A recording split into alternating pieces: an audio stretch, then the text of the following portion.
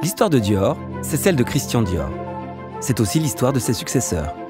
En leur temps, leur moment, leur âge Dior.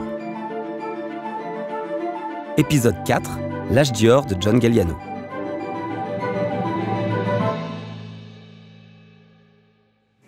Monsieur Dior était un dieu. J'apprends beaucoup de lui. J'espère qu'il était content aujourd'hui. Aujourd'hui, nous sommes le 20 janvier 97. Un lundi grandiose pour John Galliano. Une fête pour la maison Dior. L'anniversaire du New Look, ses 50 ans, le jubilé.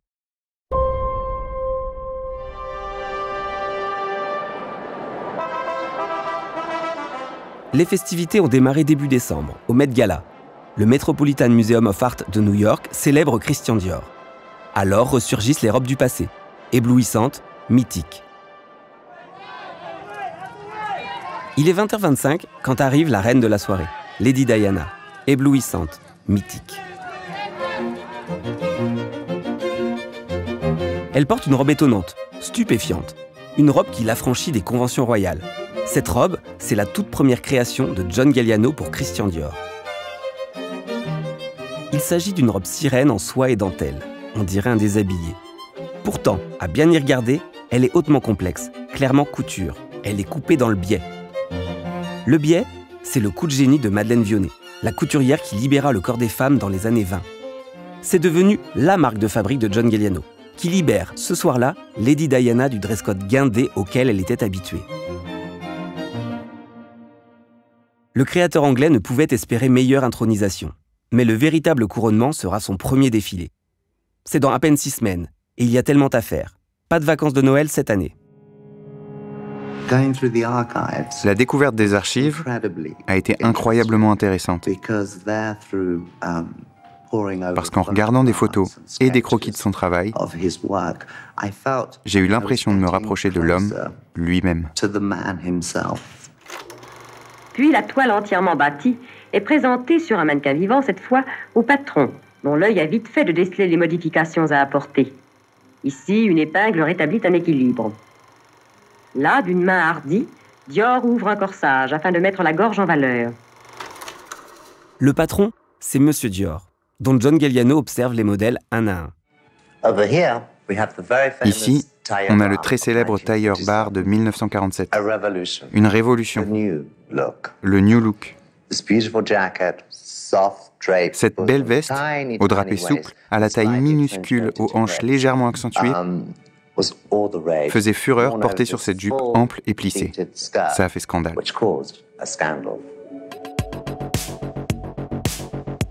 Il y a quelque chose à faire, quelque chose à raconter.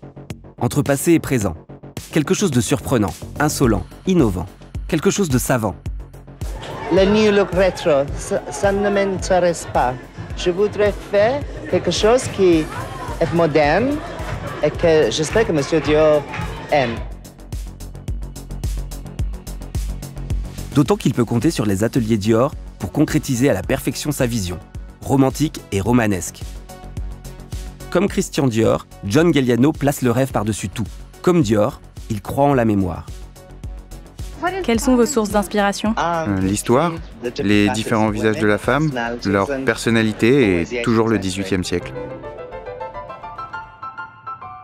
L'histoire, Galliano la prend dans les livres et dans les réserves du Victoria and Albert Museum.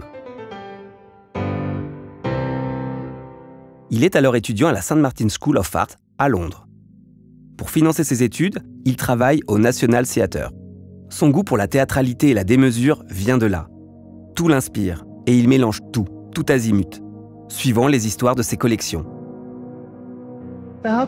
Toute la collection était axée sur la positivité et la technique.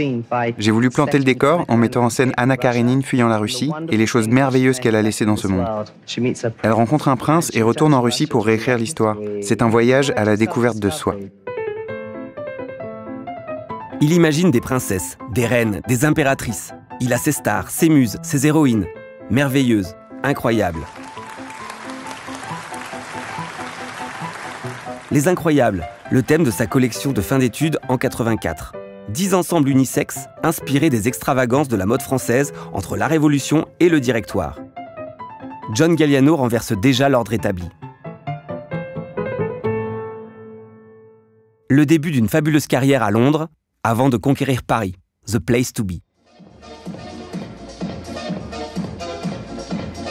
Il est bien décidé à se faire entendre dans la cour des grands, la cour carrée du Louvre, où il organise en mars 90 son premier défilé, sans un sou.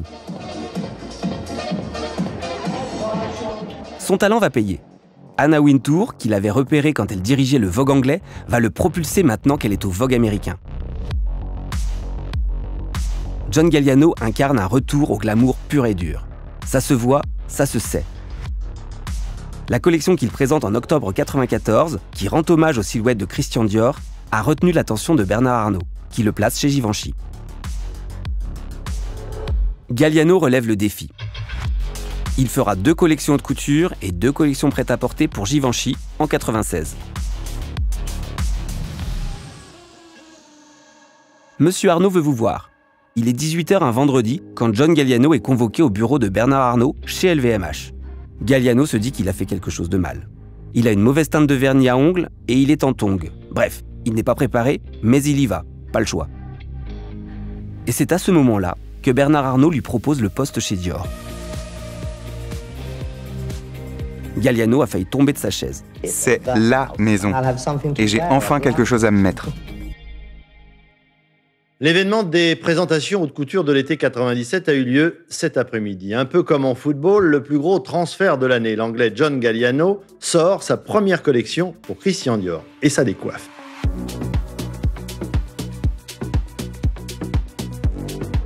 « 50 modèles pour 50 top modèles, qui vont et viennent entre passé et présent. John Galliano s'inspire des élégantes de la belle époque, qu'il associe à l'Afrique, le peuple d'Inca, la tribu Maasai. Une manière insolente et savante de relire le livre d'or dans lequel s'ouvre dès lors un nouveau chapitre, de nouvelles histoires. Je suis là pour te faire rêver, chérie. C'est mon métier.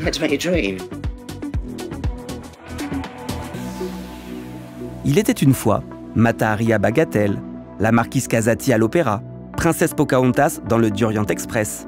Les histoires s'enchaînent et Galliano nous entraîne de surprise en surprise vers des contrées insoupçonnées.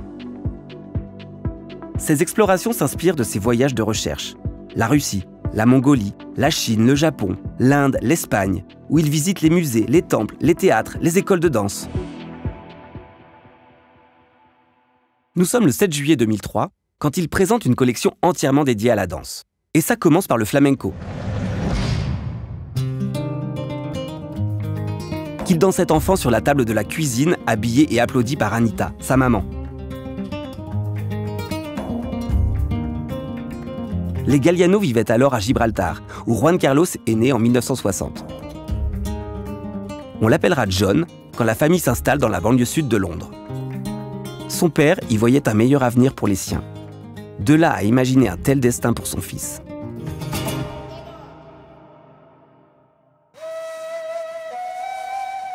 John Galliano est au cœur de son âge Dior lorsque justement il met l'âge d'or de la haute couture parisienne à l'heure de l'antiquité égyptienne.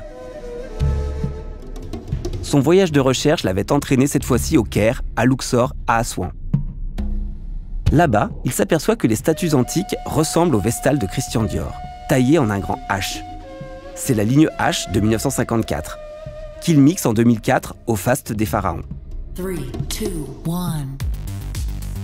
Avec John Galliano, rien n'est trop beau, trop grand, trop fou.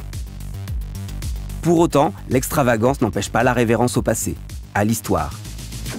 Même une collection dédiée à Freud et au fétichisme, à Matrix ou au clochard, se voit interprétée dans des silhouettes tirées des archives.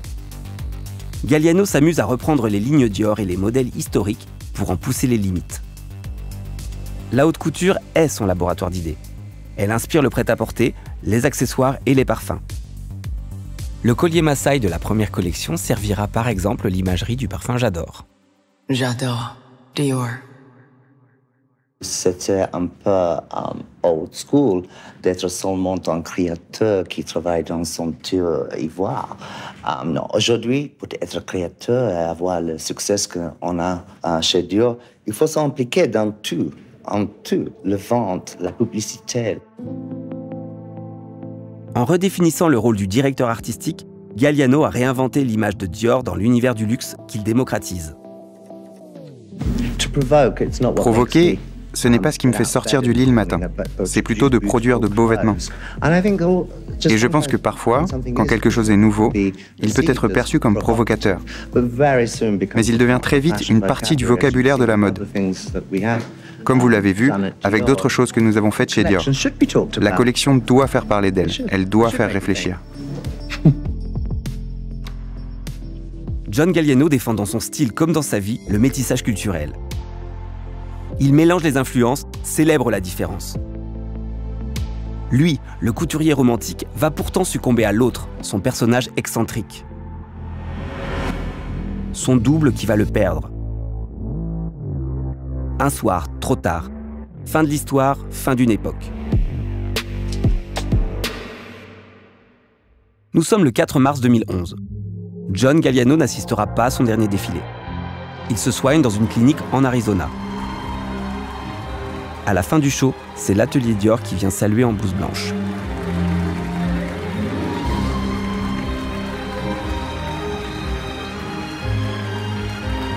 Mais qui applaudira-t-on en juillet, au prochain défilé ?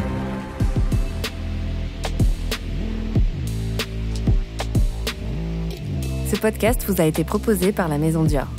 Découvrez l'univers de la maison, de la haute couture au parfum, en vous abonnant au podcast de Dior, disponible sur toutes les plateformes de streaming audio.